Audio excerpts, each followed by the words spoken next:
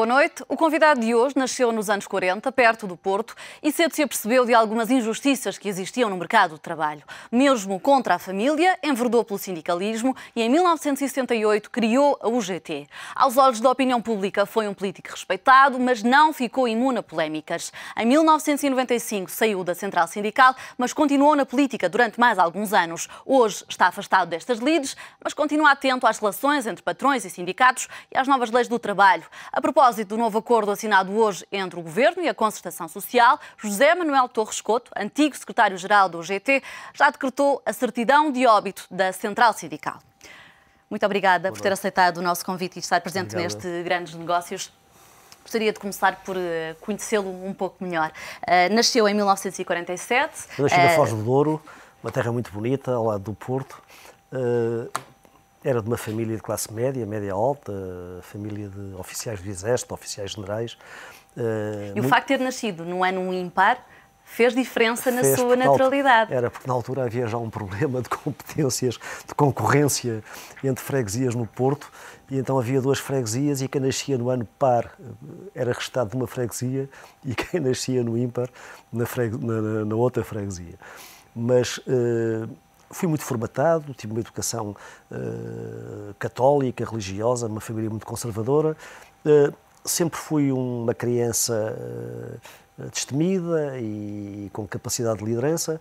Aos 9 anos faço o meu primeiro discurso público, sou selecionado pelo Bispo do Porto, na altura, uma grande personalidade da Igreja, para fazer o discurso da comunhão solene, que na altura se fazia na sede do Porto. É aí a minha primeira intervenção pública. Depois, com 12 anos, 11 anos, sou confrontado com, um dia que estou com a minha mãe no centro do Porto, sou confrontado com a violência da polícia e da GNR contra a campanha do general Humberto Delgado. Eu nunca tinha visto tanta gente reunida na minha vida, nunca vi tanta pancada, nunca vi uma repressão tão brutal. Aquilo provocou-me uma indignação tremenda. A minha mãe, que era uma pessoa que gostava de explicar tudo com muita verdade, explicou-me o que se passava e logo aí eu percebi que havia injustiças, que havia coisas inaceitáveis e que nada justificava a violência brutal que me chocou, com a imensa gente barbaramente agredida, quando esperava à porta da estação do Porto a chegada do general sem medo. Isto, por consciente, foi um solavanco, foi um murro no estômago muito pequenino eu senti, que criou em mim uma grande apetência, uma grande curiosidade pelas questões políticas e pelas questões da justiça e injustiça. Depois fiz o meu percurso normal, de estudante, no liceu. Houve um ano em que chumbei numa cadeira, no ano de acesso à universidade, chumbei numa cadeira que era uma cadeira detestável, que geralmente se estudava em 3 dias, que era a Constituição da República de 1933. Eu tinha uma grande dificuldade em decorar aquele manual horroroso. Chumbei, fiquei um ano sem estudar, à espera de entrar para a universidade, e fui trabalhar para uma empresa têxtil.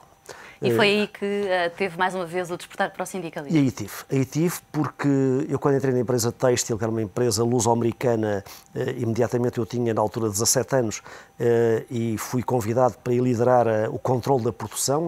Era eu que andava no meio de uma fábrica com milhares de operários e operárias a verificar a qualidade daquilo que eles faziam.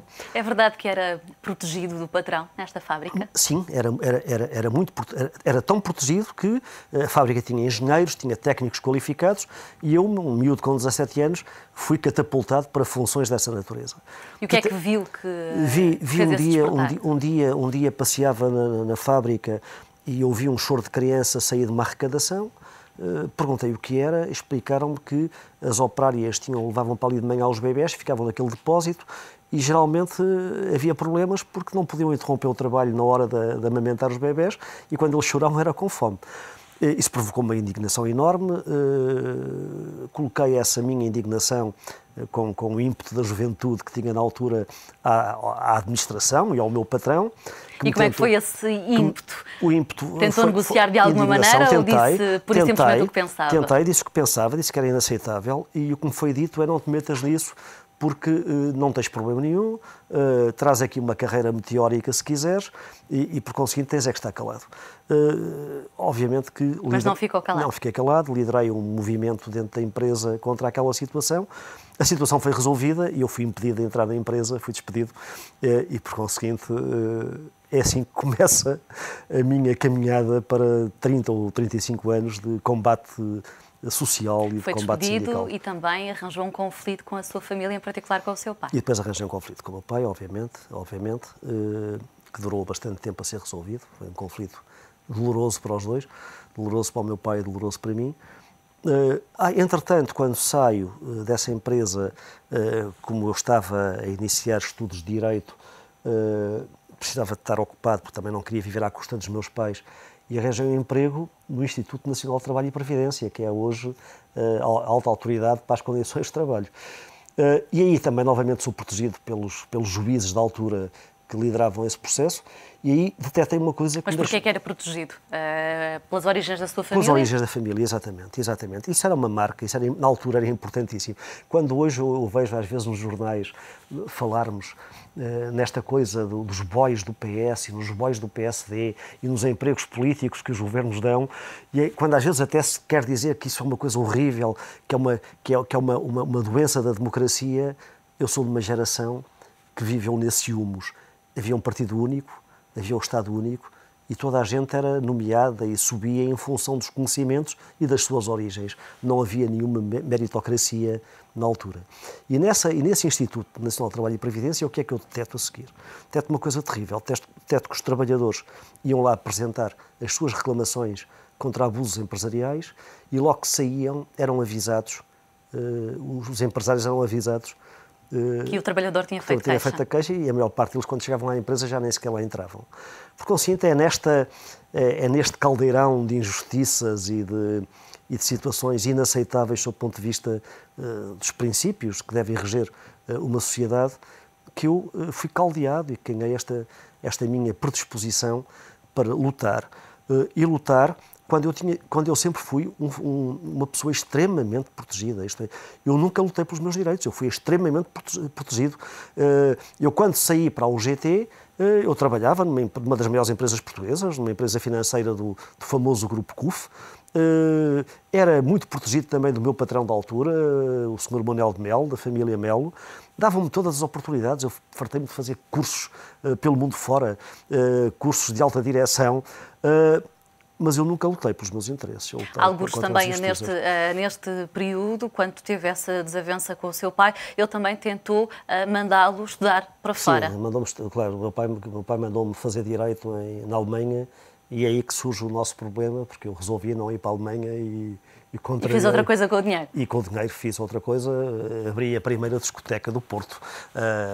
Uma discoteca que teve muito sucesso durante alguns anos e que eu só larguei na altura em que fui mobilizado para a guerra colonial, porque, embora fosse contra a guerra, não aceitava sair do país.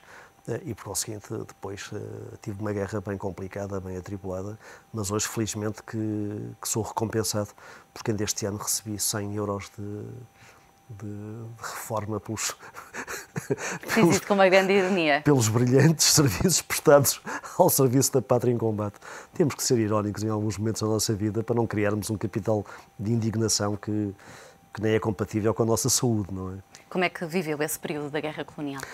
Mal porque percebi a falência de um regime, percebi a violência que era mandar para a África milhares e milhares de jovens da minha geração que não se reviam naquilo, que eram obrigados. Na altura utilizava-se uma expressão terrível, que eram carne para canhão. Andavam ali a combater, sentindo que não havia nenhuma causa nobre e justa que estivesse na origem daquilo. A maior parte andava aos tiros para salvar a própria pele, não era para defender o controle territorial das colónias portuguesas. E perdi imensos amigos meus que morreram nesse espaço de tempo, alguns ao meu lado, em combate, e por isso é um período assustador e que é um período que eu falo muito aos meus filhos, para que eles percebam que não foi há 300 anos, mas há 40, 50 anos, este país vivia ainda situações que eram inaceitáveis, de verdadeiro horror político e de horror social. Conseguiu colocar de parte essas memórias? Ou ainda lhe ocorrem com frequência? Não, consegui. Sinceramente, eu sou um homem muito determinado, sou uma pessoa que sempre fui um lutador por natureza, sempre parti do pressuposto, e a vida confirmou-me isso, de que nós na vida não conseguimos nada sem lutar. Nós queremos alguma coisa, temos que nos esforçar, temos que lutar, temos que nos empenhar, mas eu sou um homem sem ressentimentos. Como deve calcular, tive uma liderança forte no movimento sindical, criei algumas invejas na área política, houve pessoas que me tentaram fazer mal, Já lá que me vamos. tentaram prejudicar, mas nem em relação a essas eu tenho ressentimento. Sou um homem com uma memória grande, não esqueço as coisas, mas não tenho ponta de ressentimento. Durante a sua liderança na UGT, houve, por assim dizer, alguns pontos altos, em particular o acordo de 87, que juntou à mesma mesa patrões e sindicatos, e o governo de Cavaco Silva. Acha que foi um marco na liderança sindical? Eu sinceramente, esse acordo... E foi quando ficou decidido anexar o valor dos salários à inflação. À inflação. Esse acordo foi um acordo importante, foi muito glosado pela comunicação social da altura. Depois também se falou muito do acordo que eu negociei com Cavaco Silva também em 90, um acordo importantíssimo. Mas eu acho sinceramente que o acordo mais importante que eu negociei foi o acordo de 83. Foi o acordo da ajuda externa. Foi o acordo da ajuda externa e o programa de recuperação financeira e económica, que esse foi o primeiro acordo tripartido que se fez em Portugal, tendo na altura um ministro das Finanças fantástico, um homem notável, que faleceu o ano passado, o professor Hernani Lopes. Esse sim, um verdadeiro patriota, um homem consciente, responsável. E já teve a oportunidade de dizer que esse acordo assinado em 83 nada tem a ver com o acordo assinado por Portugal este ano? Nada, rigorosamente nada. Porquê? Porque Portugal fez o trabalho de casa, Portugal não se deixou surpreender. Quando o Fundo Monetário Internacional chegou a Portugal, liderava a delegação de fundo uma senhora Teresa Terminasian, alta funcionária de fundo. Ela própria ficou admirada com o conteúdo do acordo que nós negociamos, sem imposições. Por conseguinte, quando o fundo chegou, o trabalho de casa estava feito. Estavam mais bem preparados na altura do que o atual governo, na sua opinião? Sim, muito melhor preparados e, designadamente, evitou-se aquela situação trágica do último governo de tentar empurrar a crise, tentar esconder a crise e, por conseguinte, perdeu-se muito tempo que custou muito ao país e perdeu-se também a possibilidade de nós agirmos, porque a pior coisa que há quando nós caímos na mão ou na necessidade de negociarmos com credores internacionais é ficarmos numa posição reativa. Porque aí são eles que comandam e depois nós, quando muito, vamos tentando caldear as suas decisões. Em 83 foi tudo ao contrário. Queria também dizer que, na altura, e queria aqui prestar a minha homenagem, porque em suspeito, havia do lado empresarial talvez o maior líder empresarial que Portugal teve, Pedro Ferraz da Costa. Um homem conservador, um homem que estava nos antípodas da minha visão de política e de sociedade, mas um homem inteligente, um homem responsável, um homem com bom senso e, por conseguinte, esse acordo é fruto, de facto, da existência de um grande Ministro das Finanças e do maior líder empresarial que Portugal teve. Mas também era uma época diferente em que era possível tomar determinadas medidas que hoje não seriam. Sim, também é verdade. O tempo é muito volátil e, por conseguinte, consome muita coisa, mas sinceramente, eu penso que foi exemplar aquilo que se fez na altura. Exemplar. Acho que sim. E acho que permitiu que Portugal a seguir tivesse aderido à União Europeia e tivesse entrado no maior período de crescimento que Portugal teve na sua história. Infelizmente, depois também se perdeu essa dinâmica, se perdeu esse movimento uniformemente acelerado e acabamos por ter um tropeção enorme que nos fez perder todo esse espaço de tempo que foi determinante em termos estratégicos e em termos de crescimento para a economia portuguesa. Em relação ao atual acordo de ajuda externa, houve alguns partidos que ficaram de fora, os partidos mais à esquerda recusaram-se a sentar-se à mesma mesa com a Troika. Acha que é esta a melhor postura, não concordando, preferem ficar de fora? Não, vamos lá, eu respeito, nós temos que respeitar, cada um dos partidos tem a sua identidade e tem a sua autonomia. Por conseguinte, eu respeito a decisão deles. Agora, eu penso como português que é sempre preferível nós participarmos das negociações. É sempre preferível, como diz o povo lá em cima, no norte do país, é sempre preferível pormos a mão na massa, mesmo que a massa nos suje as mãos. Porque podemos sempre condicionar a sua moldagem. Quando nós ficamos na posição cómoda, confortável, de dizer eu não me meto nisso, estou em desacordo, não quero meter nisso, ficamos com esse capital de queixa a nosso favor, mas sinceramente não cumprimos uma responsabilidade. Eu acho que nós devemos negociar. Eu acho que tudo é suscetível de diálogo e de negociação. Eu acho que Portugal precisa de compromissos. E nesta crise muito mais. Simplesmente não podem ser compromissos paliativos nem compromissos casuísticos. Eu, nos últimos anos, tenho escrito reiteradamente em alguns órgãos de comunicação social de referência, artigos de opinião, em que tenho enfatizado a necessidade de Portugal celebrar um grande contrato social. Um contrato social que não é compaginável com este afloramento da última negociação. Mais à frente já vamos olhar em detalhe para este acordo de concertação social hoje assinado. Estávamos ainda na década de 80 e foi também nesta altura, em 88, que pela primeira vez as duas centrais sindicais se uniram para fazer uma greve geral contra o pacote laboral de Cavaco Silva. É verdade. E unimos-nos para impedirmos aquilo que agora foi aprovado ontem. Uma alteração brutal no despedimento. E acha então que há um retrocesso naquilo que foi conquistado? Óbvio, vamos lá ver, é óbvio que a vida é dinâmica e nós não podemos cair na estultícia de pensar que aquilo que estava bem há 20 anos atrás está correto hoje. Tudo na vida muda e, por conseguinte, temos que reduzir as disfuncionalidades e temos que adaptar o quadro jurídico-laboral às novas realidades. E, por conseguinte, muitas das coisas que há 20 anos foram travadas por nós, com todo sucesso, possivelmente hoje tinham que ser alteradas. Mas podiam ser alteradas, vamos à frente falar disso, numa perspectiva de maior equidade e não da forma como, na minha perspectiva, se veio a fazer. Mas essa greve foi um sucesso. E foi um sucesso porque nós tivemos uma adesão enorme dos trabalhadores portugueses e nós derrotamos o governo do professor Cavaco Silva nessa sua iniciativa e derrubámo-lo em dois terrenos, no terreno político-social e no terreno jurídico, porque o professor Cavaco Silva depois perdeu no Tribunal Constitucional